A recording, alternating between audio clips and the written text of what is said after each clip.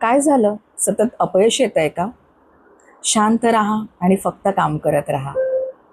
कुटुंबातून सतत टोमणे ऐकायला येतात. कुठेतरी एकटं पडल्यासारखं वाटतंय. शांत राहा आणि काम करत राहा. भविष्याची चिंता वाटतेय. पुढे काय करायचंय? मार्ग सापडत नाहीये. शांत राहा आणि काम करत राहा. हेच काम करता करता एक दिवस असा येणार आहे, तेव्हा सगळे बघून तुम्हाला बोलणार आहे की ही ती व्यक्ती आहे की रातोरात श्रीमंत झाली आहे. ह्याचं नशीब चांगलं आहे. लक्षात घ्या, कुठल्याही कामामध्ये कन्सिस्टन्सी म्हणजे सातत्य आणि तुमची जिद्द असेल की ते काम नक्की यशस्वी होतं. प्रत्येक यशस्वी माणसाचं हेच सिक्रेट आहे. ते कधीही हार मानत नाही आणि ते त्यांचं काम करत राहतात.